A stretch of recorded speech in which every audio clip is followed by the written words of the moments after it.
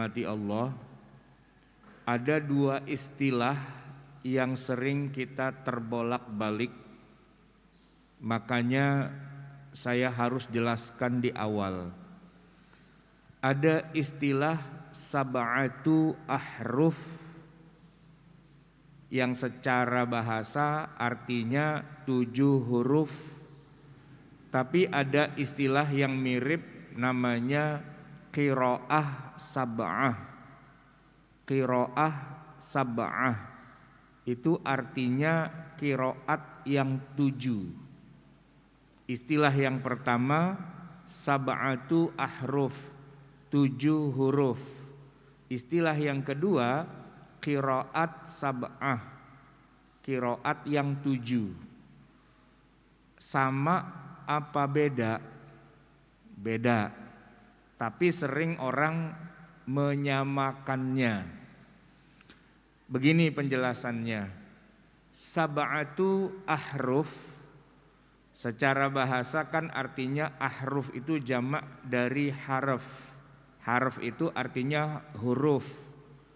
Tapi maksudnya tentu bukan huruf alif ba ta sa begitu, bukan. Maknanya lebih jauh dari itu dan asalnya adalah dari hadis Nabi Shallallahu Alaihi Wasallam. Saya menulis di buku ini ada beberapa riwayat yang berbeda tentang sab'atu ahruf. Nabi yang bilang, yang pertama nih saya bacain, aqra'ani Jibril ala harfin. Jibril membacakan kepada saya Al-Quran dengan 1 huruf. Ya tentu huruf di sini maknanya bukan alif ba ta, karena Quran diturunkan dengan 1 huruf. Terus huruf apa kan nggak jelas ya. Maksudnya adalah dengan cara membaca yang khusus, 1 begitu. Faraja'tuhu, ya. Kemudian saya meminta nambah, jangan dengan 1 huruf saja dong, jangan dengan 1 bacaan saja dong. Falam azal astaziduhu wa yuziduni. Saya terus minta ditambahin bacaan-bacaan yang berbeda. Jangan pakai bacaan itu doang, tapi tambahinlah dengan bacaan yang lain. Wa yuziduni. Lalu ditambahkanlah dengan bacaan yang nomor 2, 3, 4, 5 dan seterusnya. Hatta intaha, sampai berhenti, ila sab'ati ahruf, sampai 7 bacaan. Itu hadis riwayat Imam Bukhari dan Imam Muslim. Kalau kita bahas dalam konteks bacaan, kira-kira begini Pak. Jadi orang Arab di masa Nabi, Arabnya si Arab, tapi suku-suku Arab itu berbeda-beda bahasanya. Semua disebut dengan bahasa Arab, tapi bahasanya beda-beda. Kayak kita lah orang Indonesia Pak. Indonesia itu kan ada Jawa, ada Sunda, ada Madura.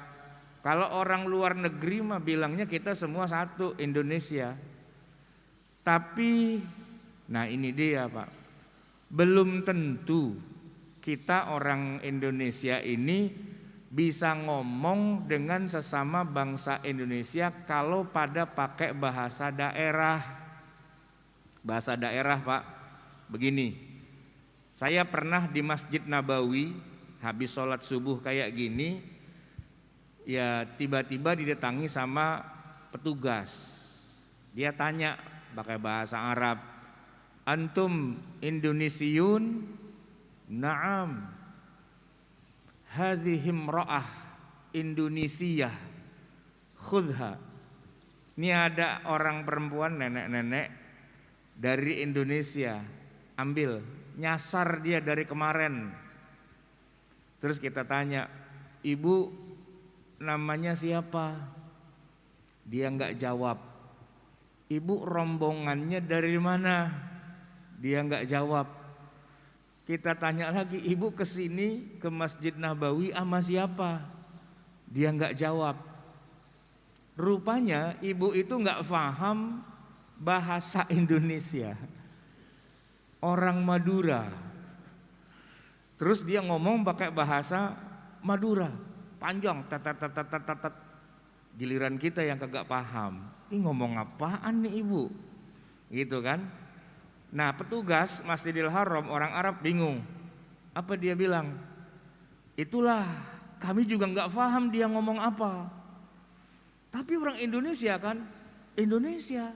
Kenapa kalian nggak bisa ngomong? Bahasanya beda. Mustahil. Kalian Indonesia, ini Indonesia, masa nggak bisa ngomong? Pak, Indonesia luas, ya. Bahasa daerahnya beda-beda dan kita nggak saling paham, begitu Pak. Itu kejadian ya, beneran. Nah kira-kira di negeri Arab di masa Nabi itu begitu juga. Orang Quraisy dengan suku-suku yang lain, ada Bani Huzail gitu ya, itu belum tentu bisa ngomong satu dengan yang lain. Padahal Quran diturunkan dalam bahasa Arab. Sebagian bahasanya sama, ya. Kita nih Pak, saya orang Betawi, ya. Orang Betawi yang ngomongnya Betawi, tapi Betawi aja Pak masih pecah-pecah lagi. Kalau saya daerah Jakarta Selatan, Jakarta Pusat gitu ya, bilangnya kagak gitu, kagak ada gitu, ngomongnya pakai kagak. Tapi yang rada minggir-minggir dia nggak bilang kagak, dia bilang ora ada gitu.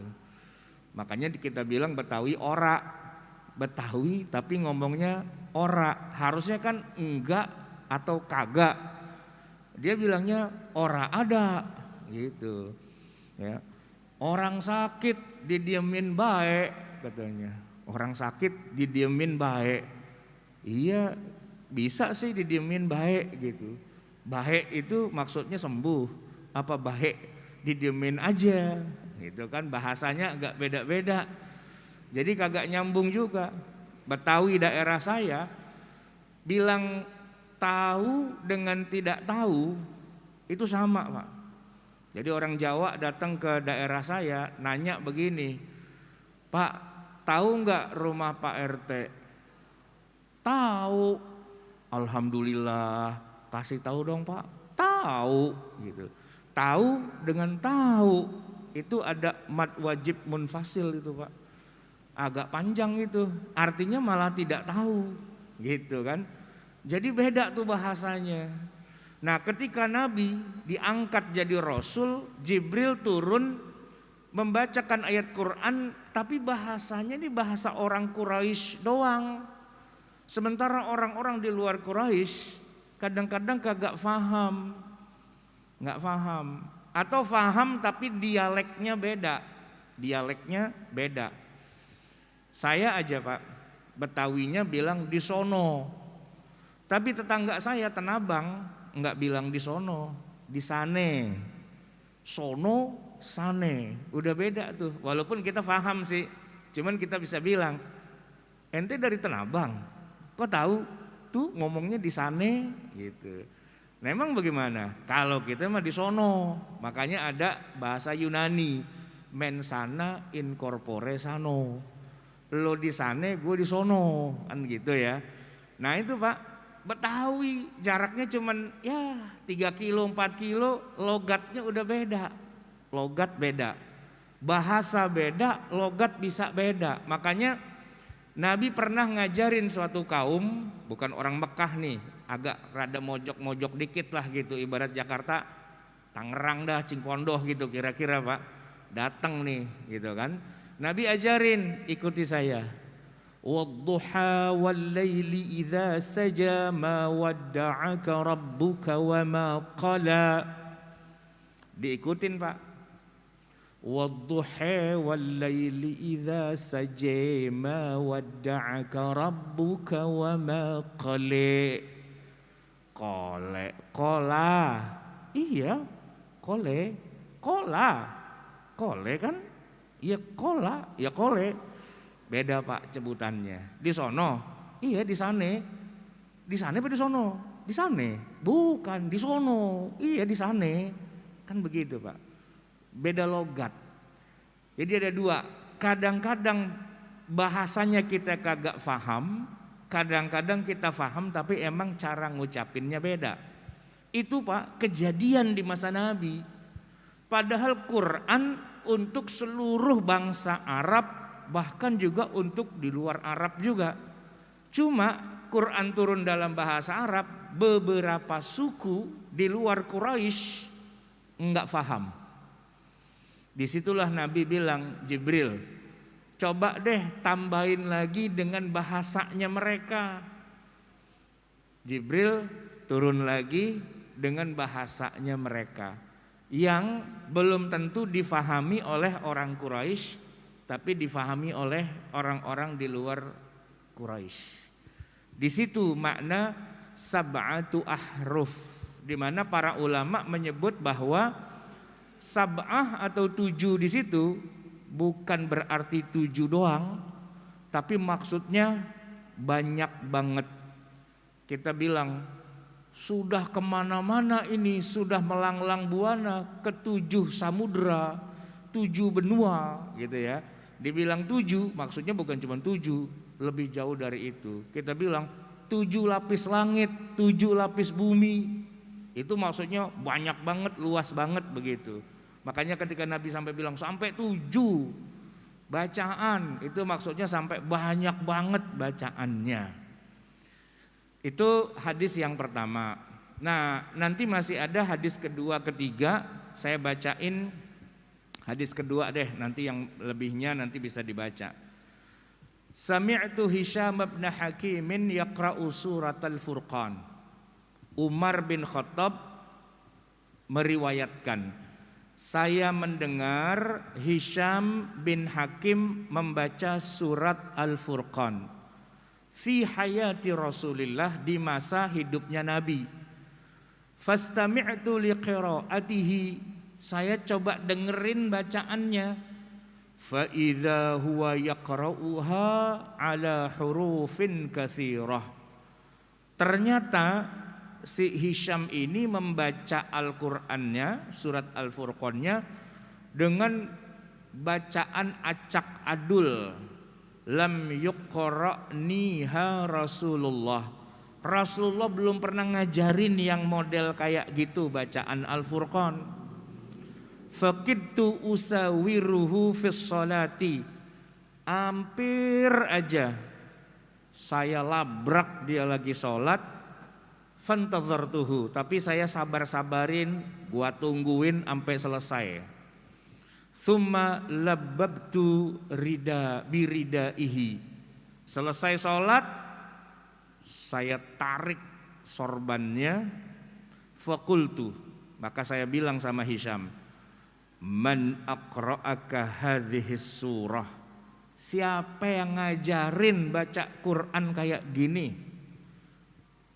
Qala, Hisham menjawab, aqra'aniha Rasulullah, yang ngajarin saya Rasulullah. Kaget Umar ya, karena nggak pernah Rasulullah ngajarin baca Quran kayak gitu. Dia baca kayak gitu ngaku muridnya Nabi langsung lagi. Qultu lahu, saya bilang kepada si Hisham, kata Umar, kadzabta, dusta kamu itu, bohong. Fa wallah, demi Allah, inna Rasulullah sallallahu alaihi wasallam aqra'ani hadhihi surah allati sami'tuka taqra'uha. Demi Allah, Nabi ngajarin saya ayat yang seperti kamu baca itu, tapi enggak seperti itu. Fantolaktu aquduhu ila Rasulillah, maka saya beng-beng. Ini Pak, kita dikerus nih sininya, ditarik, diseret sampai ke depan Rasulullah. Faqultu, di depan Nabi saya katakan, ya Rasulullah, inni sami'tu hadza yaqra'u bi suratil furqani ala hurufin lam tuqra'niha. wa anta aqra'tani surat al-Furqan. Ya Rasulullah, orang ini baca surat Al-Furqan hancur bacaannya, dan saya tahu dia sengaja bikin rusak, padahal saya sudah diajarin oleh Anda bagaimana cara baca surat Al-Furqan. Faqala Rasulullah kemudian bersabda, arsilhu ya Umar, lepaskan dia wahai Umar, karena dia lagi di beng-beng Pak, lagi ditarik sininya. Iqra'ha ya Hisham, Hisham kamu ulangi yang tadi kamu baca, yang kamu dituduh sama Umar ngerusak Al-Quran. Faqara'a hadhil qira'ah, kemudian Hisham membaca bacaannya, allati sami'tuhu, yang tadi persis saya dengar kayak gitu, memang dia bacanya hancur, rusak, ya kayak gitu dia baca di depan Nabi. Faqala Rasulullah sallallahu alaihi wasallam, tiba-tiba Rasulullah berkata, hakadza unzilat, seperti itu persis diturunkannya Nabi, diturunkannya Jibril kepada Nabi. Kaget kan Umar. Tsumma qala li, kemudian Nabi berkata kepadaku, kepada Umar, iqra, kamu Umar baca. Faqara'tu, maka saya baca. Faqala, lalu Nabi bersabda, hakadza unzilat, seperti itu juga diturunkan. Inna hadzal qur'ana unzila ala sab'ati ahruf faqra'u ma tayassara minhu. Sesungguhnya Al-Quran ini diturunkan dengan 7 haraf, 7 model, maka bacalah apa yang mudah bagi kamu. Hadis rawahul Bukhari dan Muslim, muttafaqun alaih. Jadi jamaah sekalian, jelas ada bacaan Al-Furqan yang dibaca oleh Hisham, tapi Umar kagak tahu, dan Umar merasa ini adalah sebuah perusakan terhadap Al-Quran karena nggak sesuai. Dan ternyata begitu dites di depan Nabi dua-duanya, yang satu Nabi bilang seperti inilah diturunkannya, yang satu lagi dibilang seperti inilah diturunkannya. Jadi bacaannya beda. Dan Umar protes, tapi akhirnya tahu, oh ternyata bacaan Al-Quran itu bisa beda-beda.